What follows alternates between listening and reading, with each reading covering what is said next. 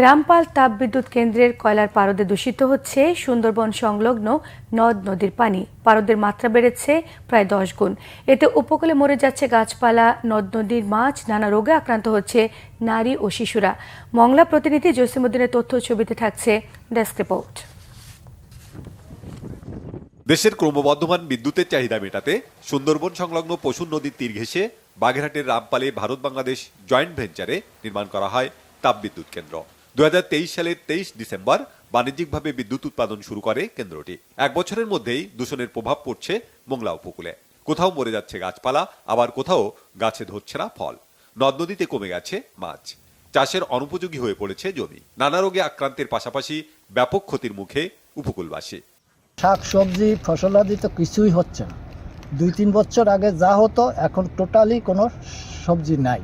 আগে নিজেরা ডাব বিক্রি করতাম, নারকেল খাতাম, বড়দিনের কত উৎসবে, কিন্তু এখন তো কিছুই নেই। টোটালে কোনো মাছ পাচ্ছি না, দেখেন না ট্রলারগুলো সব ওই ডাঙ্গায় উঠানো। আর এই যে জেগে এই যে কয়লা বিদ্যুৎ কেন্দ্র আসে আরো দূষিত করেছে। এখন মাছ মোটেও নাই, আমাদের নদীতেও নাই, গাঙ্গেও নাই, সুন্দরবন খালেও নাই। আগের তো ধান হতো, এখনো ধান পান কোনো ফসলই হয় না। মহিলাদের বেশি ক্ষতি হচ্ছে, বাচ্চারা প্রায় দেখা যাচ্ছে বিকলাঙ্গ। পরিবেশ ও জ্বালানি বিশেষজ্ঞরা বলছেন, কয়লা পুড়িয়ে বিদ্যুৎ উৎপাদনের ফলে পশুর নদের পানিতে পারদের পরিমাণ বেড়েছে 10 গুণ। দূষণের কবলে পড়েছে সুন্দরবন ও মোংলা উপকূল। এটা যখন নির্মাণ করা হয় তখন আমরা এটার বিরোধিতা করেছি এবং আমরা বলেছি এটা কোনোভাবে বাংলাদেশের স্বার্থ তো রক্ষাই করবে না এবং এটা একটি সুন্দরবন বিনাশী প্রকল্প এবং আমাদের জীববৈচিত্র্যের জন্য ক্ষতিকর। কিন্তু পৃথিবীর কোনো উন্নত দেশ আর কয়লা বিদ্যুৎ কেন্দ্র বানায় না। পৃথিবীতে যে সমস্ত দেশে কয়লা খনি রয়েছে তারা খনি বন্ধ করে দিচ্ছে।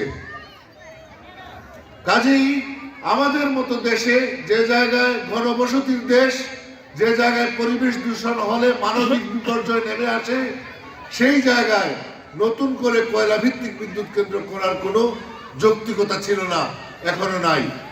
বিদ্যুৎ কেন্দ্রটি নির্মাণে রয়েছে নিম্নমানের যন্ত্রাংশ ব্যবহারের অভিযোগ। সংশ্লিষ্টরা বলছেন, গত এক বছরেও সক্ষমতার অর্ধেক বিদ্যুৎ উৎপাদন হয়নি কেন্দ্রটি থেকে। বিদ্যুৎ ব্যবহার না করেও গত এক বছরে বাংলাদেশকে ভর্তুকি দিতে হয়েছে 4000 কোটি টাকারও বেশি। বিপুল টাকা, কিন্তু 4340 কোটি টাকায় আমরা 10টা ইউনিভার্সিটি বানাতে পারি। এক বছরে এই টাকা দিয়ে দেওয়া হয়েছে, কিন্তু আমরা বিদ্যুৎ পেয়েছি কত শতাংশ? ওই যে অর্ধেক আরো কম, 39 বা 40% সময় চলেছে। তার মানে 60% সময় বিদ্যুৎ কেন্দ্র বসেছিল, তখন আমি বসিয়ে রেখেও টাকা দিতে হচ্ছে। এইটা আমার বাজেট থেকে আমার জনগণের করের টাকা ওখানে, আমাদের জনগণের ওখানে চলে যাচ্ছে। বাংলাদেশের গলার কাটা হয়ে দাঁড়িয়ে থাকা রামপাল তাপবিদ্যুৎ কেন্দ্রটি দ্রুত বন্ধ করে দেওয়ার দাবি স্থানীয়দের। Bangla vision news desk.